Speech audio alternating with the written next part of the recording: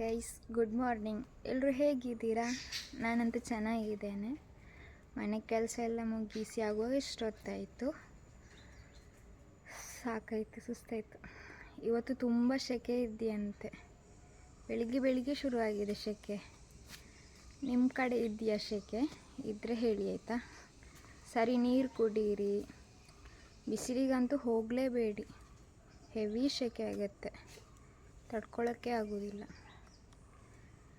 ನಾನಿವತ್ತು ಒಂದೇ ಗಿಡದಲ್ಲಿ 2 ಥರ ಇರುವ ಹೂ ತೋರಿಸ್ತೇನೆ.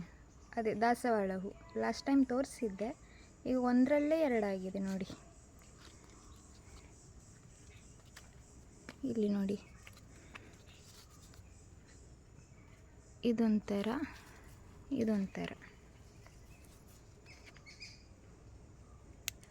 ಎಂಥ ವಿಸ್ಮಯ ಅಲ್ಲ.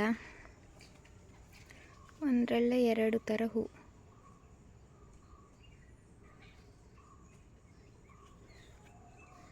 ಗಿಡ ಒಂದೇ, ಇದು ಕೂಡ ಒಂದೇ, ಅಂದರೆ ಇದರಲ್ಲಿ 2 ಥರ ಹೂ.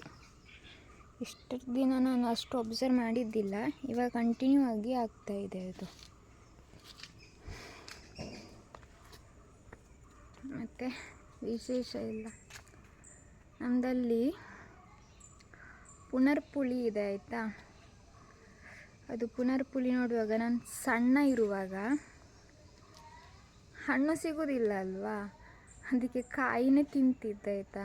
ಹಲ್ಲೆಲ್ಲ ಎಲ್ಲೋ ಮಾಡ್ಕೊಂಡು ಬರ್ತಿದ್ದೆ. ಅದು ಕಾಯಿ ತಿಂದರೆ ಹಲ್ಲು ಎಲ್ಲ ಎಲ್ಲೋ ಕಲರ್ ಆಗುತ್ತೆ. ನೀವು ಸಣ್ಣ ಇರುವಾಗ ತಿಂದಿದ್ರೆ ಕಮೆಂಟ್ ಮಾಡಿ ಆಯಿತಾ.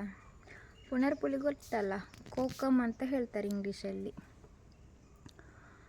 ಮತ್ತು ಇನ್ನು ಗೇರು ಬೀಜ, ಅದನ್ನ ಬೆಂಕಿಯ ಕೆಂಡಕ್ಕೆ ಹಾಕಿ ಗೇರು ಬೀಜ ಕಟ್ ಮಾಡಿ ತಿಂತಿದ್ವಿ.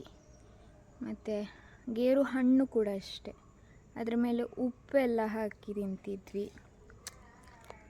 ಅದೆಲ್ಲ ನೆನಪಾಯಿತು, ಸೊ ಹೇಳು ಅಂತ ಹೇಳಿ ಅಷ್ಟೆ. ಹೇಳಬೇಕಂತ ಅನ್ನಿಸ್ತು, ಹೇಳಿದೆ ಅಷ್ಟೇ. ಹೆಬ್ಬಾಳಸು ಇದೆ, ಬಟ್ ಅದು ನಾನು ಒಮ್ಮೆ ಕೂಡ ತಿಂದಿಲ್ಲ. ನೋಡುವ ಈ ಸಲ ಸಿಗುತ್ತಾ ಅಂತ. ಸಿಕ್ಕರೆ ತಿಂತೀನಿ, ವಿಡಿಯೋ ಮಾಡಿ ನಿಮ್ಮ ಜೊತೆನೂ ಹಂಚ್ಕೊಳ್ತೇನೆ ಆಯಿತಾ. ಚಿಕ್ಕು ಅಂತೂ ಸಿಗೋದೇ ಇಲ್ಲ ಬಿಡಿ, ಎಲ್ಲ ಮಂಗಗಳದ್ದು ಉಪದ್ರ. ಹೆಬ್ಬಾಳಸು ಕೂಡ ಅಷ್ಟೇ, ಇನ್ನೇನಾಗುತ್ತೆ ಗೊತ್ತಿಲ್ಲ. ನೋಡುವ ಮುಂದೆ ಏನಾಗುತ್ತೆ ಅಂತೇಳಿ. ಮತ್ತು ಅಲ್ಲಿ ಹೂವಾಗಿದೆ ವಾಪಸ್.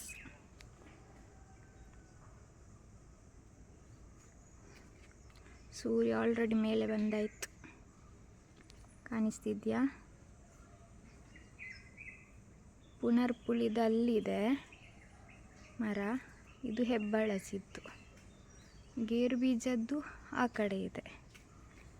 ಇದು ನಮ್ಮದು ಸ್ಟೋರ್ ರೂಮ್ ಆಯಿತಾ. ಇದು ಹೂ ನೋಡಿ,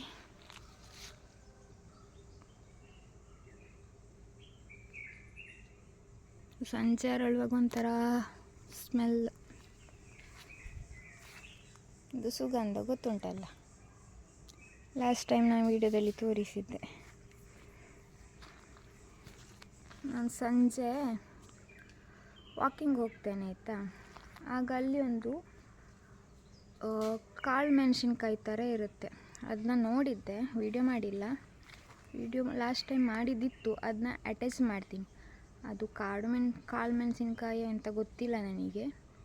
ನಿಮಗೆ ಗೊತ್ತಿದ್ದರೆ ಕಮೆಂಟ್ ಮಾಡಿ. ಸರಿ, ಮುಂದಿನ ವಿಡಿಯೋದಲ್ಲಿ ಸಿಗ್ತೇನೆ. ಬಾಯ್. ನಿಮಗೆ ನನ್ನ ವಿಡಿಯೋ ಎಲ್ಲ ಇಷ್ಟ ಆಗಿದ್ದರೆ ಶೇರ್, ಲೈಕ್, ಕಮೆಂಟ್ ಹಾಗೆ ಸಬ್ಸ್ಕ್ರೈಬ್ ಮಾಡಿ ಆಯಿತಾ. ಬಾಯ್.